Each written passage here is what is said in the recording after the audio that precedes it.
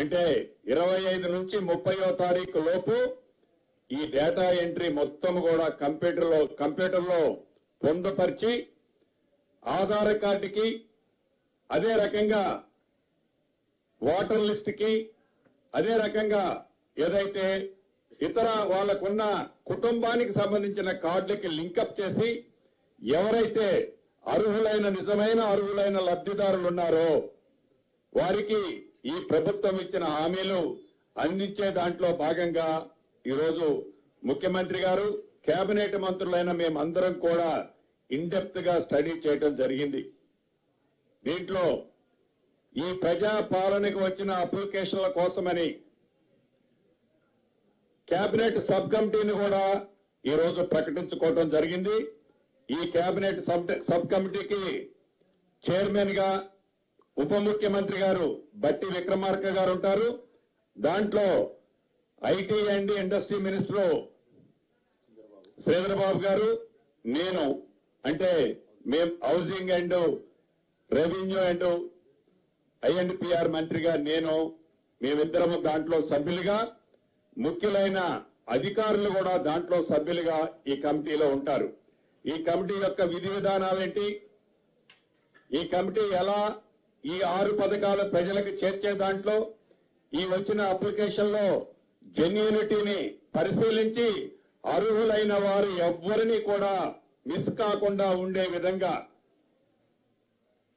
డేటాని పూర్తిగా సేకరించిన దాన్ని కంప్యూటర్లో భద్రపరిచి దానిని అర్హులైన వారికి ఈ పథకాలని ఇచ్చే ప్రణాళిక ఈ కమిటీ తీసుకొని ఈ కమిటీలో చర్చించిన తర్వాత కేబినెట్ లో దాన్ని ఎమ్మటే ఇంప్లిమెంటేషన్ చేసే కార్యక్రమాన్ని కూడా చేపట్టబోతున్నాం.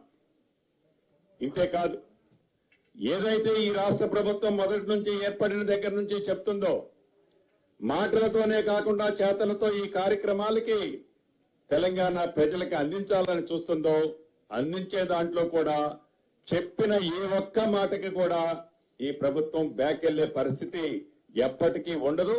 పూర్తి నమ్మకము విశ్వాసము ప్రజలకు ఉంది. ప్రతిపక్షం వారికి అప్పుడే నెల రోజులు కూడా కాల అప్పుడే వారి పవరు ఇంకా ఎప్పుడు లాక్కోవాలని ఆవులాడుతున్నారు. చాలా నవ్వొస్తుంది. పూర్తి మ్యాండేటరీ కాంగ్రెస్ పార్టీకి ప్రజలు ఇచ్చారు. కొద్దిగా ఓపిక పట్టండి. ప్రతి విమర్శ చేయడానికి ముందు మీ ప్రభుత్వంలో గతంలో మీ ప్రభుత్వంలో ఏవైతే తప్పిదాలు జరిగినాయో ఆ తప్పిదాలని ఈ ప్రభుత్వంలో జరుగుతున్నట్టు చూపిస్తే ప్రతి ఆధారంతో సహా ఈ ప్రభుత్వం బయట పెట్టడానికి సిద్ధంగా ఉంది.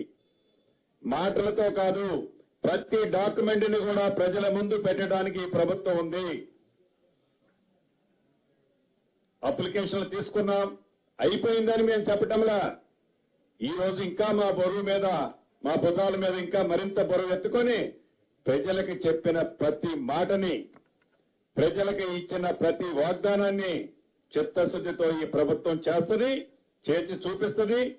మేమన్న 100 రోజుల దాకా ఆగాలి అని ప్రతిపక్ష సభ్యుల్ని కూడా కోరుతూ, ముఖ్యంగా నా మీడియా మిత్రులు కూడా ఎవరో ఏదో మాట్లాడితే మీరు ఎమ్మటే ప్రశ్నించాల్సిన అవసరం ఉంది. దాన్ని ఏదో 30 రోజుల్లోనో 40 రోజుల్లోనో ఈ ప్రభుత్వం అప్పుడే